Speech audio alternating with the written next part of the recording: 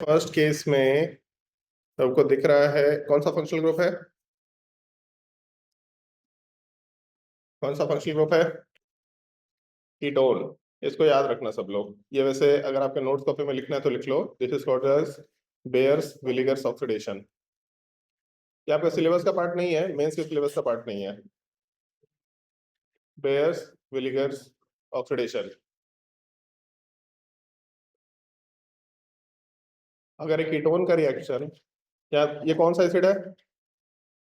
परऑक्सी acid है। तो basically अगर आप किसी किसी कीटोन का रिएक्शन किसी परऑक्सी एसिड के साथ कराएंगे RCO3H, तब इस केस में प्रोडक्ट वाले पार्ट में हमारे पास ईस्टर का फॉर्मेशन होगा।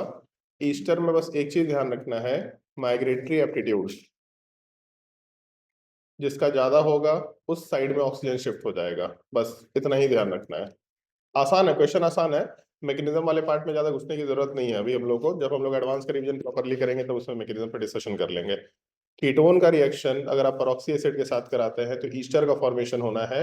ईस्टर किधर से बनेगा? बेसिकली ये दो ऑप्शन है, दोनों में से कहीं भी ऑक्सीजन जा सकता है। किधर ऑक्सीजन जाएगा? जिस ग्रुप का माइग्रेटरी एप्टीट्यूड ज्यादा है उस साइड में ऑक्सीजन को शिफ्ट कर देना है।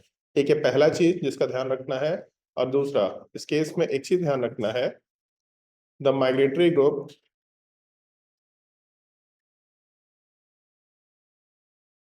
the migrating group does not change its configuration। जो कॉन्फ़िगरेशन यहाँ पे रहेगा वही कॉन्फ़िगरेशन अपने प्रोडक्ट में भी आने वाला है। जो माइग्रेटिंग ग्रुप है उसका कोई भी कॉन्फ़िगरेशन चेंज नहीं होता है। यहाँ पे देख के मालूम पड़ रहा है कॉन्फ़िगरेशन टाइप का ही कुछ सवाल है, तो आएंगे उसके ऊपर डिस्कशन कर लेंगे हम लोग। बस ये दो पॉइंट ध्यान रखना है। इस चीज को हम लोग बेयर्स विलिगर्स ऑक्सीडेशन कहते हैं। कहने को ऑक्सीडेशन का पार्ट है, कहने को ये नेम रिएक्शन का पार्ट कंसिडर किया जा सकता है। समझे? इसमें कुछ और बताने की जरूरत होगी? बोलो बे जल्दी।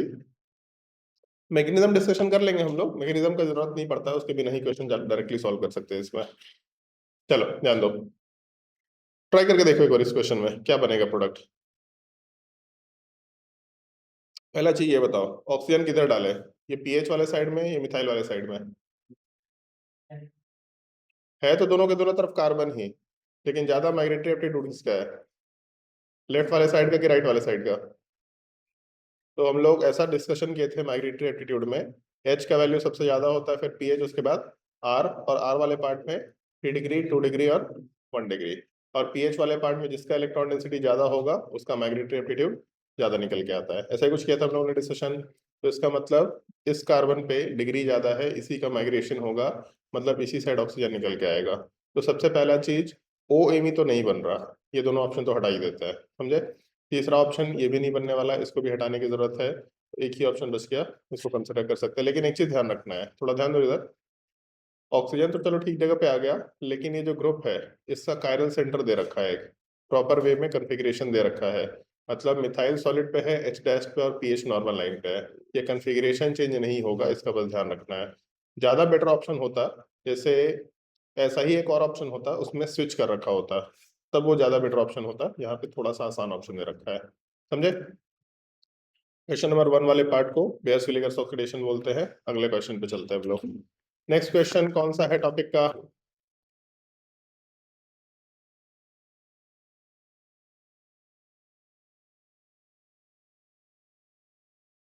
हम लोग ETOH के साथ H+ ले रहे हैं, इस कंपाउंड में प्रोडक्ट बन रहा है ऐसा कुछ।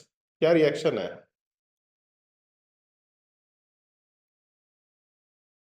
क्या देख के मालूम पड़ रहा है रिएक्शन? शुरुआत में रिएक्शन में ये है, कार्बन के ऊपर bromine, C double bond O H, और इसके बाद प्रोडक्ट वाले साइड में ब्रोमीन, C के ऊपर OAT दे रखा। कौन सा रिएक्शन है? तो एल्डिहाइड कीटोन में अल्कोहल का जो एडिशन करते हैं तो वही रिएक्शन का पार्ट दे रखा है। अगर आपको याद हो तो एल्डिहाइड और कीटोन में जब हम लोग अल्कोहल का एडिशन करते हैं ROH in the presence of dry HCl, ये पॉइंट याद रखना होता है। तब अपने प्रोडक्ट वाले पार्ट में OH का एडिशन और उसके साथ साथ OR का एडिशन, यहाँ R डैश कर लेता है, OR डैश का एडिशन। फिर उसके बाद जब फर्दर इसी पे रिएक्शन फिर से अल्कोहल का करते हैं हम लोग, तब उस केस में प्रोडक्ट में जो OH ग्रुप है ये लगता है, यहाँ पे भी OR डैश, यहाँ पे भी OR डैश, बेसिकली एसिटल का फॉर्मेशन होता है, वही यहाँ पे दे रखा है। जो अल्कोहल दे रखा है ETOH, उसी अल्कोहल वाले पार्ट को हम लोग आराम से इस कार्बन चेन पे अटैच करके प्रोडक्ट का फॉर्मेशन कर रहे हैं। तो दैट मीन्स कि पहले वाले साइड में न्यूक्लियोफिलिक एडिशन का पार्ट दे रखा, ये हम लोग न्यूक्लियोफिलिक एडिशन कंसिडर कर सकता है। चलो ठीक है। दूसरा अल्कोहलिक KOH दे रखा। अल्कोहलिक KOH में एल्डिहाइड पे कोई फर्क नहीं पड़ा है, लेकिन ब्रोमीन हटा है, इसका मतलब E2 एलिमिनेशन का केस लेकर के चल रहे हैं हम लोग, डिहाइड्रोहेलोजिनेशन। और इस केस में हम लोग अल्कोहलिक KOH लेके चल रहे हैं, यहाँ भी डबल बॉन्ड का फॉर्मेशन मतलब E2 एलिमिनेशन है। और क्या कर रहे हैं इसमें, इसका हाइड्रोलिसिस करा रहे हैं। अगर हाइड्रोलिसिस करा रहे हैं तो ये जो OET है, हेमी एसिडल का हाइड्रोलिसिस हम लोग पढ़ चुके हैं, करना कुछ नहीं है बहुत ज़्यादा। हमारे पास जो ईथर ग्रुप दे रखा, इसमें ऑक्सीजन पे H अटैच करेंगे, बॉन्ड ब्रेक करके कार्बन के ऊपर OH अटैच करेंगे, ऑक्सीजन पे H अटैच करेंगे, बॉन्ड ब्रेक करके कार्बन के ऊपर OH अटैच करेंगे, यहाँ से H2 हटा करके डबल बॉन्ड ऑक्सीजन का फॉर्मेशन कंसिडर कर सकता है। सो अपने प्रोडक्ट में यहाँ जो OET है ये दोनों हटेगा, दोनों की जगह पे OH आएगा और वो H2 रिमूव करके डबल बॉन्ड ऑक्सीजन का फॉर्मेशन करेगा। Which step is not feasible in the following loop? सवाल में ये बोला है कि कौन सा स्टेप फिजिबल नहीं होगा, कौन सा फिजिबल नहीं होना चाहिए, भाई बताओ।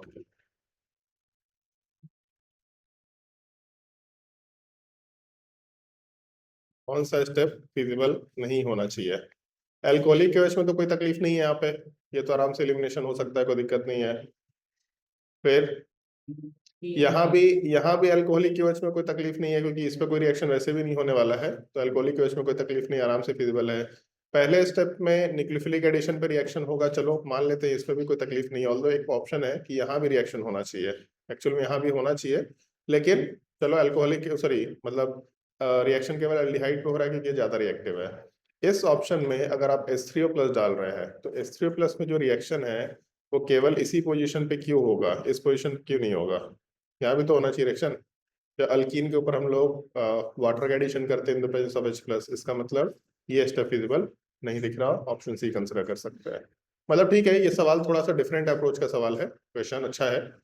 सवाल ये नहीं है कि रिएक्शन में प्रोडक्ट क्या बनेगा, सवाल ये है कि रिएक्शन में प्रोडक्ट क्या नहीं बन रहा है, या कौन से स्टेप में प्रोडक्ट बनना सही नहीं है। लिख रहा है देख करके कि सही दिख रहा है, बट एक्चुअल में सही नहीं है, क्योंकि यहाँ जो हाइड्रोलिसिस दे रखा, ये हाइड्रोलिसिस वाला पार्ट दोनों जगह पर रिएक्शन कराएगा। हाइड्रोलिसिस इधर भी रिएक्शन कराएगा, यहाँ हाइड्रोलिसिस करेगा, ठीक है, लेकिन यहाँ पे भी वाटर का एडिशन कराएगा, ये भी स्टेप होना चाहिए था, ये गलत दे रखा है। समझे? क्वेश्चन नंबर 2 के बाद क्वेश्चन नंबर 3 में चलते हैं। Number of stereo isomeric product form in the following reaction. कितने आइसोमरिक स्टीरियो आइसोमरिक प्रोडक्ट का फॉर्मेशन होगा इन द फॉलोइंग रिएक्शन? पहला चीज, कौन सा कंपाउंड है? एल्डिहाइड। यहाँ पे कौन सा कंपाउंड है? और हम लोग ईथर के साथ रिएक्शन करा रहे हैं, रिएक्शन तो इसी एटम का होगा, ये एटम डायरेक्टली इस कार्बन के ऊपर अटैच होगा। जैसे इस कार्बन के ऊपर अटैच होगा, बस आपको ये चीज चेक करना है, यहाँ तो एक कैरल सेंटर है, ऑप्टिकली प्योर बोला, ठीक है, यहाँ एक कैरल सेंटर है, मान लेते हैं कि ऑप्टिकली प्योर मतलब R कन्फिग्रेशन है, यहाँ भी एक कैरल सेंटर है, मान लेते हैं यहाँ पे S कन्फिग्रेशन है, या फिर यहाँ पे भी मान लेते हैं कि R ही कन्फिग्रेशन है। बट ये एटम जब इससे अटैच होगा, तो इस एटम के ऊपर प्रोडक्ट में एक तो CH रहेगा, दूसरा ये जो लेफ्ट साइड का पूरा ग्रुप है, इसको कंसिडर कर लेते हैं, इसको A बोल लेते हैं हम लोग, लेफ्ट साइड में A ग्रुप रहेगा। दूसरा जो डबल बॉन्ड ऑक्सीजन है, लास्ट स्टेप में हम लोग वाटर का एडिशन कर रहे हैं, मतलब OH का फॉर्मेशन होगा, और ये जो पूरा ग्रुप अटैच होगा, इसको हम लोग B बोल देते हैं। तो अपने प्रोडक्ट में हम लोग का यहाँ एक कैरल सेंटर जनरेट हो रहा है। इस कार्बन पे कोई रिएक्शन हो रहा है क्या? इस कार्बन पे कोई रिएक्शन नहीं हो रहा, इसका मतलब इसका कन्फिग्रेशन जैसा रहेगा वैसे ही होना चाहिए। इस कार्बन पे भी कोई रिएक्शन नहीं हो रहा, ये कार्बन इलेक्ट्रॉन कोऑर्डिनेट कर रहा है, केवल एक डायरेक्शन से इलेक्ट्रॉन कोऑर्डिनेट कर रहा है, ऐसा नहीं हो रहा कि इसका हाइब्रिडाइजेशन sp2 है फिर उसको sp3 में कन्वर्ट कर रहा है। sp3 है, लोन पेयर एक डायरेक्शन में फिक्स है। अच्छा नहीं, एक सेकेंड, यहाँ पे ऑप्टिकली प्योर तो देना ही नहीं चाहिए, तो ऑप्टिकली प्योर कैसे दे सकता है भाई, रेजोनेंस तो हो रहा है। अगर रेजोनेंस हो रहा है तो sp2 हाइब्रिडाइजेशन तो आएगा ही आएगा, बार बार sp2 आएगा। ये बात अलग है कि नेगेटिव चार्ज मैग्नीशियम के साथ ज्यादा चिपक के रहेगा। चलो ठीक है, मान लेते हैं कि यहाँ वाले पार्ट पे कोई रिएक्शन नहीं हो रहा, ये पार्ट केवल जब रिएक्शन में कोऑर्डिनेट करेगा तो इस साइड में जो ओरिएंटेशन, मतलब यहाँ पे इस कार्बन पे कोई रिएक्शन नहीं है, एक कार्बन किसी दूसरे के साथ बस अटैच कर रहा है अपने आप को, मतलब इसका डायरेक्शन बिल्कुल फिक्स है, किसी डायरेक्शन में अपने आप को अटैच कर रहा है किसी ग्रुप के साथ। इस कार्बन पे कैरल सेंटर जनरेट हो रहा है, जहाँ पे इंडिपेंडेंट कैरल सेंटर जनरेट हो रहा है, मतलब R प्लस S दोनों के दोनों रह सकता है। तो अपने पास 3 कैरल सेंटर आया है, और 3 कैरल सेंटर में एक का कन्फिग्रेशन फिक्स है R, दूसरे का कन्फिग्रेशन R भी हो सकता है, S भी हो सकता है। तो पहले R वाले पार्ट को देख लेते हैं। तीसरे का भी कन्फिग्रेशन चेंज नहीं हो रहा, यहाँ पे भी आ रहा है।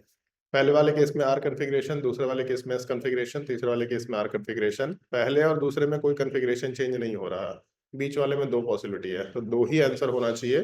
तो बड़ा इंटरेस्टिंग क्वेश्चन है। चलो ठीक है, एक बार देख लेते हैं इसमें आंसर क्या होगा। देख के तो ग्रिग्नार्ड रीजन का सवाल लग रहा है, कहीं तो आंसर होना चाहिए। एक बार देखना कौन सा क्वेश्चन है, कोई क्वेश्चन मिस नहीं होना चाहिए। GOC GOC GOC GOC Grignard reagent, यहाँ कहीं क्वेश्चन दिख रहा है क्या ऐसा? नहीं दिख रहा ना? इधर कहीं दिख रहा है? इधर भी नहीं है? इधर कहीं दिख रहा है?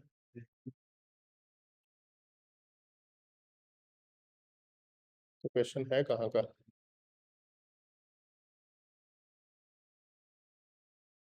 स्टीरियो केमिस्ट्री क्वेश्चन नंबर 2 दे रखा है ना? क्वेश्चन नंबर 3 है, 3 तो अब कौन से टॉपिक का सवाल है ये? जहां से हम मतलब जिस लैपटॉप में क्वेश्चन बनाए हैं वहां पे तो मार्क किया हुआ भी था, यहाँ तो पता नहीं क्या है। ठीक है, देखते चलिए। एल्डिहाइड कीटोन में भी शायद हो सकता है। एरोमेटिक कंपाउंड, इसका तो सवाल नहीं होना चाहिए। एरोमेटिक कंपाउंड का तो इसमें ज्यादा कुछ है नहीं। कार्बोनिल कंपाउंड में देखना, तो ऐसा कोई क्वेश्चन है क्या? पहला क्वेश्चन तो ये तो एक तो दिख ही रहा है ये, है ना?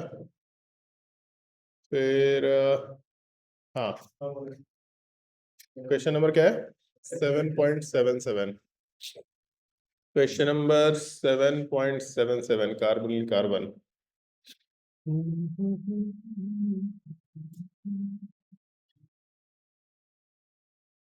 7 का ऑप्शन क्या है? डी। हम लोग क्या बोले थे? हम लोग डी ही बोले थे ना? ठीक है।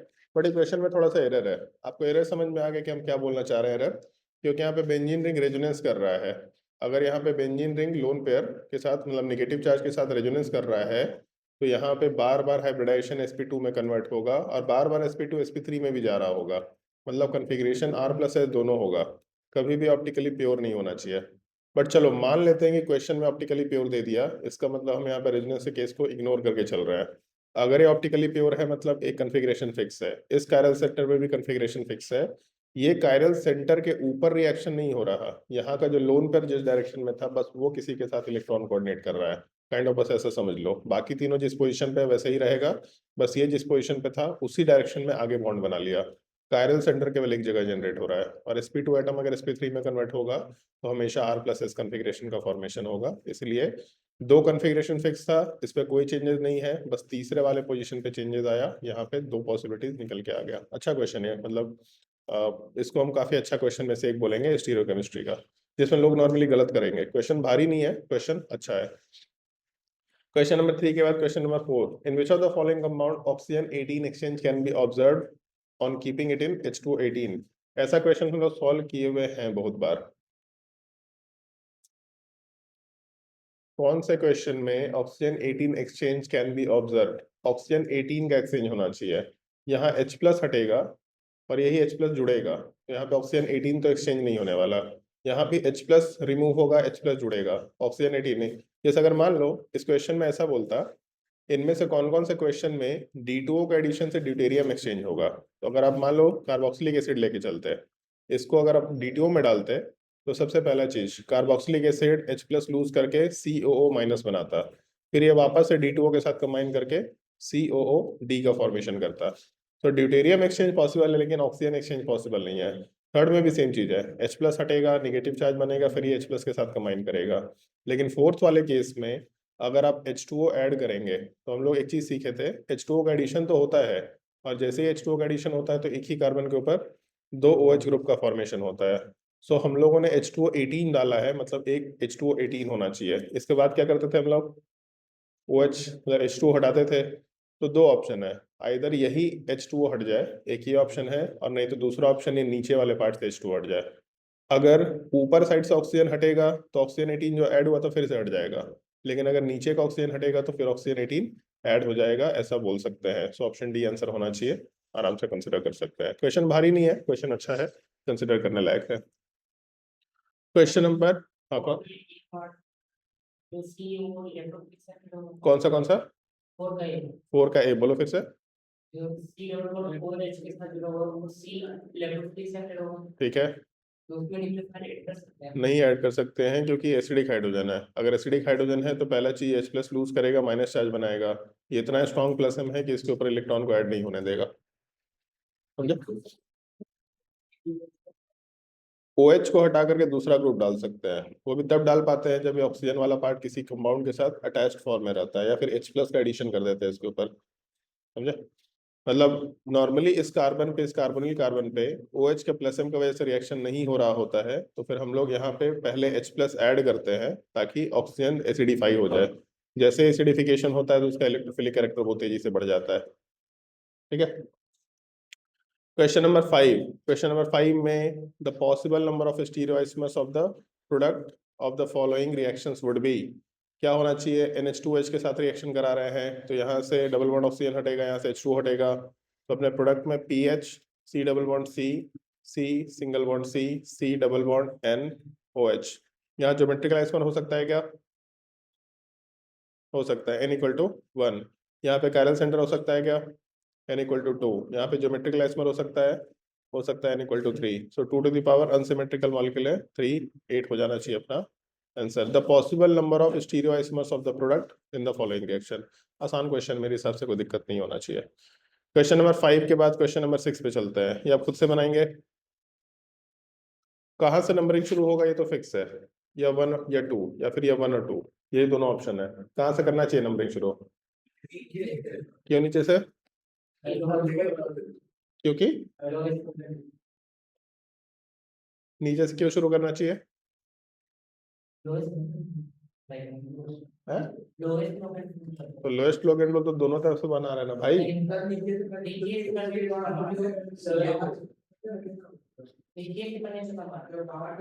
कैसे कम आ रहा है लोएस्ट लोग एंड टूट, पाई बॉन्ड के ऊपर लोएस्ट लोग एंड टूट एक ही तो पाई बॉन्ड है, नीचे सर वो करो, उधर लोएस्ट लोग एंड टूट नहीं आता है भाई। एक बार अगर आप पाई बॉन्ड पे, अरे शांत हो जाओ, एक बार अगर आपने पाई बॉन्ड पे lowest set of locate tool apply कर दिया तो अब दूसरे पे अप्लाई नहीं किया जाता है। लोएस्ट लोकेट टूल अगर फंक्शनल ग्रुप पे अप्लाई कर दिया तो खत्म हो गया, अब इसके आगे नहीं जाना है। फिर उसके बाद जिस साइड से जाने पे पहले पाई बॉन्ड पहले निकल के आए, नहीं जरूरत पड़ेगा उसका। मान लो अगर आप इसको फॉलो करें, ऊपर वन जाएंगे तो नीचे 2 करना पड़ेगा, नीचे वन जाएंगे ऊपर ही 2 करना पड़ेगा, इससे तो डिसाइड नहीं कर सकते तो किस साइड से जाने पे सब्स्टिट्यूएंट पहले निकल के आएगा, ये सोचने की कोशिश करेंगे हम लोग। तो 1 मिनट रुक जाओ।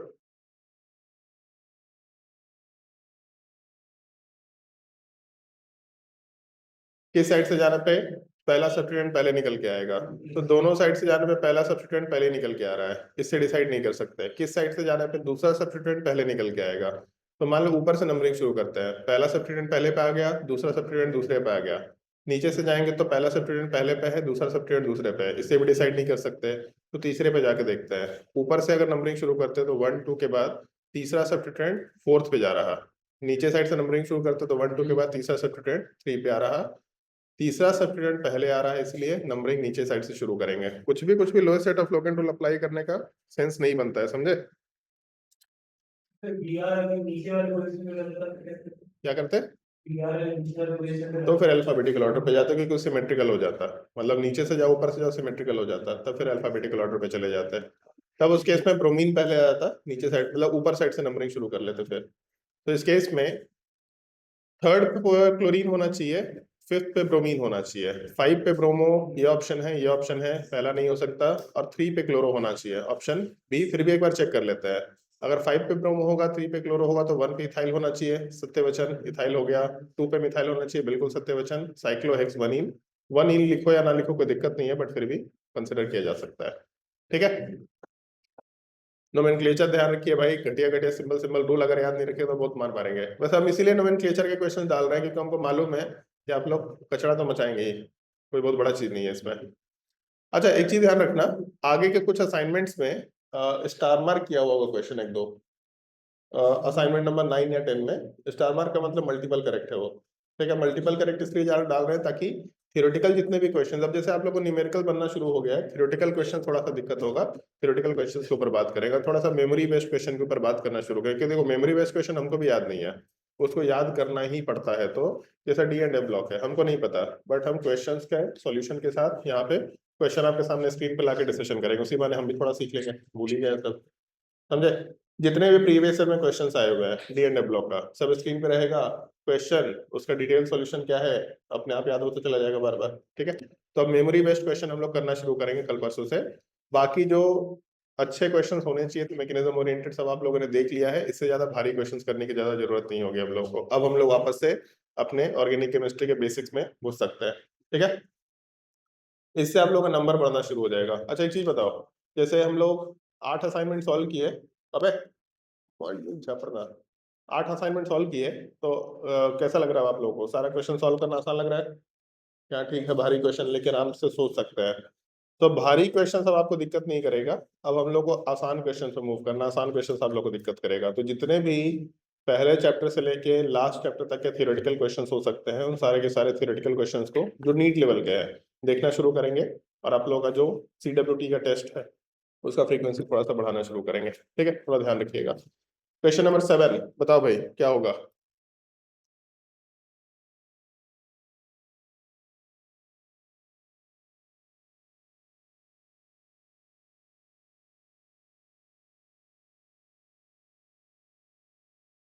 Which of the following statement is not correct?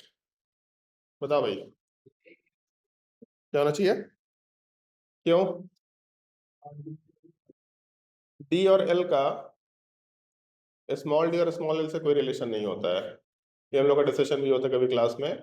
So capital D का स्मॉल डी और स्मॉल एल से कोई रिलेशन नहीं होता है, RS का भी स्मॉल डी और स्मॉल एल से कोई रिलेशन नहीं होता है। A compound is molecule has D configuration will always be dextrorotatory, गलत बात है, कुछ भी हो सकता है, डी और एल कुछ भी हो सकता है, मतलब कैपिटल डी स्मॉल डी और स्मॉल एल कुछ भी हो सकता है। A compound whose molecule has D configuration may be dextrorotatory, ये सही स्टेटमेंट है, लेकिन सवाल में पूछा है नॉट करेक्ट, इसका मतलब ये आंसर नहीं होगा। A compound whose molecule has R configuration may be retro और laboratory, ये भी सही स्टेटमेंट है, मतलब ये भी आंसर नहीं होगा। A compound whose molecule has L configuration may be, ये भी सब तो वही बतिया से नहीं दे रखा है, ये भी आंसर नहीं होगा। आसान क्वेश्चन, हमको लगा थोड़ा सा भारी कुछ होगा, बट ठीक है, पता नहीं क्या ही भारी होगा। The correct order of acidic and basic strength for the following pair of compound should be. पहले वाले केस में बेंजोइक एसिड है, दूसरे वाले केस में बेंजोइक एसिड के ऑर्थो पोजीशन पे ग्रुप दे रखा, this is called as ortho effect. अगर ऑर्थो इफेक्ट होता है तो एसिडिक स्ट्रेंथ बढ़ जाता है सिंपली। तो ये केवल बेंजोइक एसिड में है, ये साइक्लोहेक्सेन में नहीं होगा, इसका ध्यान रखना है। बेंजोइक एसिड में ऑर्थो पोजीशन में ग्रुप आने से इररिस्पेक्टिव ऑफ नेचर इसका एसिडिक स्ट्रेंथ बढ़ जाएगा, मतलब 2 का एसिडिक स्ट्रेंथ 1 से ज्यादा होना चाहिए। और सेकंड वाले केस में अगर जाए तो एसिडिक स्ट्रेंथ किसका ज्यादा होगा? सेकंड वाले केस में H प्लस हटाएंगे नेगेटिव चार्ज बनाएंगे, H प्लस हटाएंगे नेगेटिव चार्ज बनाएंगे, carbon chain plus I show करेगा। प्लस आई नेगेटिव चार्ज का स्टेबिलिटी बढ़ाएगा कि घटाएगा? प्लस आई नेगेटिव चार्ज का स्टेबिलिटी घटा देगा, अगर स्टेबिलिटी घटा देगा मतलब एसिडिक स्ट्रेंथ भी घटा देगा। सो हम लोगों का थर्ड का एसिडिक स्ट्रेंथ ज्यादा होना चाहिए एज कम्पेयर टू फोर्थ, तो इसका ध्यान रखना है। अगर कार्बोक्सिलिक एसिड के ऑर्थो पोजीशन पे हम लोग ग्रुप डालते हैं तो उस केस में ऑर्थो इफेक्ट की वजह से एसिडिक स्ट्रेंथ बढ़ता है, लेकिन एनिलीन में बेसिक स्ट्रेंथ उल्टा घट जाता है। अब जैसे नीचे चलते हैं, तो इस केस में नॉर्मल एनिलीन है, नाइट्रोजन पे 6 का कार्बन चेन, 6 का कार्बन चेन, ये एक्स्ट्रा कार्बन चेन है, प्लस आई शो करेगा। जितना ज्यादा प्लस आई उतना ज्यादा लोन पेयर का इलेक्ट्रॉन डेंसिटी बढ़ाएगा, बेसिक स्ट्रेंथ बढ़ाएगा, मतलब अगर बेसिक स्ट्रेंथ कंपेयर करें तो 6 का बेसिक स्ट्रेंथ ज्यादा होगा एज कम्पेयर टू 5। लेकिन इस केस में एनिलीन के ऑर्थो पोजीशन पे अगर ये ग्रुप आ रखा है तो यहाँ पे SIP इफेक्ट वर्ड यूज करते हैं। ऑर्थो पोजीशन पे किसी ग्रुप के होने की वजह से SIP इफेक्ट होगा जो बेसिक स्ट्रेंथ डिक्रीज कर देता है, दैट मीन्स कि जो 7 नंबर वाला पार्ट है इसका बेसिक स्ट्रेंथ ज्यादा निकल के आएगा।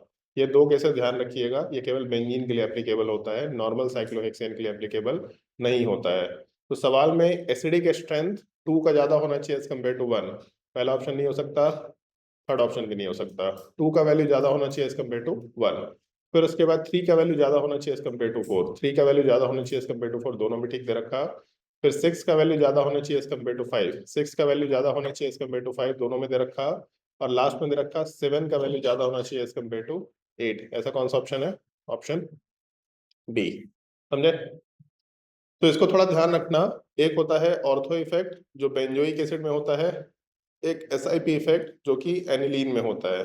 ऑर्थो इफेक्ट एसिडिक स्ट्रेंथ बढ़ा देता है और एसआईपी इफेक्ट बेसिक स्ट्रेंथ घटा देता है दोनों सिमिलर इफेक्ट, लेकिन एक जगह पे केवल बेंजोइक एसिड में होगा और दूसरी जगह पे केवल एनिलीन में होगा। इसके अलावा किसी और में कंसेप्ट लगाने की कोशिश मत करना, थोड़ा ध्यान रखना है इसको।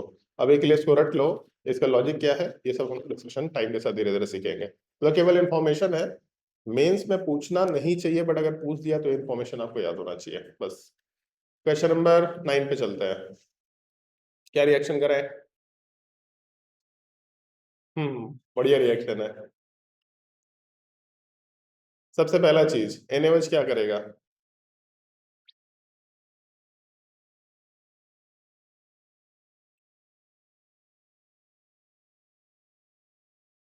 NaOH क्या करेगा? NaOH जिंदगी में एक ही काम करेगा, इसको एसिडिक हाइड्रोजन मिल गया, एसिड बेस रिएक्शन करेगा।